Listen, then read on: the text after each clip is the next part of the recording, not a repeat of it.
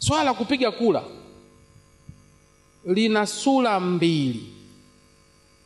Swala la uchaguzi lina sura mbili. Moja, swala la kugombea.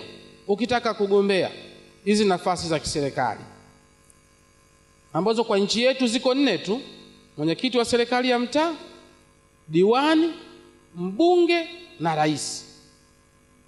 Ukitaka kugombea lazima upitie kwenye chama cha siasa.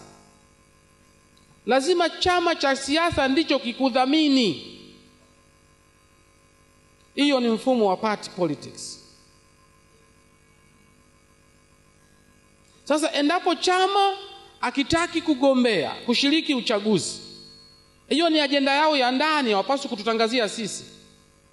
Wakae tu mkutano wa ndani waseme bwana, safari hii sisi hatupeleki mgombea. Si inatosha? Mpaka tutangazie sisi? Mpaka wafanye maandamano barabarani? Wanataka kuandamana kwa ajili ya nani? Mambo ya chama chao wayamalize ndani ya chama chao. Swala la pili ni swala la kwenda kupiga kura. Kupiga kura ni haki ya mwananchi, sio haki ya chama cha siasa. Ndio maana kwenye mafunzo hapa mmeambiwa tuna kazi ya kuwashawishi wananchi wakapige kura. Si mmefundishwa hilo? Kwa sababu ni haki ya yule mwananchi, atakiwi kushurutishwa, anatakiwa kushawishiwa. Sasa wenzetu wanataka wananchi wasipige kura. Wanasema kitanuka, tugomee uchaguzi.